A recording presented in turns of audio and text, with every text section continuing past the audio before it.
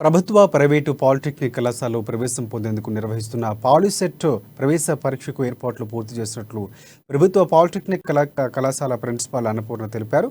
నిర్మల్ జిల్లా కేంద్రంలో 6 ప్రాంతాల్లో పరీక్ష కేంద్రాలు ఏర్పాటు చేసినట్లు వివరించారు. పరీక్ష ఏర్పాట్లపై ఆమె మీడియాతో మాట్లాడుతూ మొత్తం 2475 మంది విద్యార్థులు పరీక్షకు హాజరవుతారన్నారు.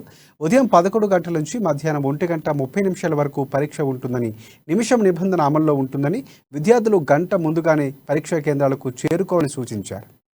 1:30 వరకు కూడా 2475 మంది స్టూడెంట్స్ ఈ నిర్మల్ జిల్లా నుంచి రాస్తున్నారు మన నిర్మల్ పట్టణంలో.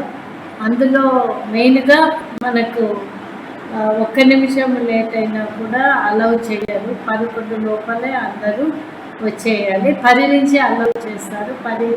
పొద్దున 10 గంటల నుంచి 11 గంటల వరకు. ఆ తర్వాత 1 నిమిషం లేట్ అయినా కూడా అలౌ చేయరు. 1:30 వరకు కూడా పిల్లలు కంప్లీట్ అయ్యే వరకు కూడా బయటకు పంపేది ఉంటుంది. ఈ రకంగా మన నిర్మల్ పట్టణంలో జరుగుతుంది.